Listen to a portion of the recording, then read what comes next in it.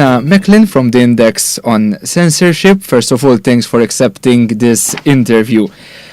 Why did your organization take up the cause after you heard of Daphne Caruana Galizia's death here in Malta? Well, Index on Censorship and through our project Mapping Media Freedom, we're monitoring violations, limitations, and threats to press freedom.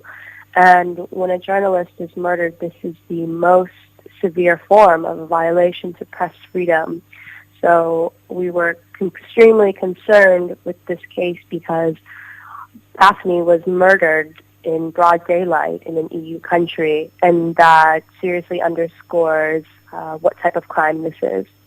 Why do you think that this is a very significant issue, as you are talking about? The murder of Daphne is significant for many reasons. First, there were repeated attempts to intimidate her in order to silence her and stop her from reporting. Her assets were frozen. She was the subject to dozens of libel suits. She was threatened online. She reported to the police 15 days before she was murdered that she had been receiving threats. And Daphne was investigating a multitude of issues. So when someone like this is murdered, it creates a climate of fear and that affects other journalists who are doing similar work.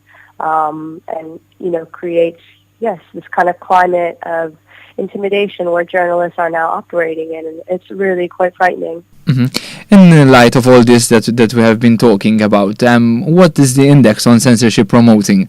Right now, we are calling for, through our statements, calling for an independent investigation.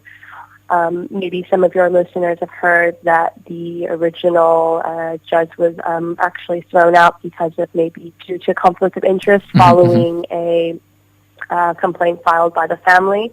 So overall, we're trying to promote, a free, open space for journalists to operate in within Europe. But with cases like this, it seems increasingly more difficult. Hannah Machlin, thank you very much for this interview. Thank you so much for having me.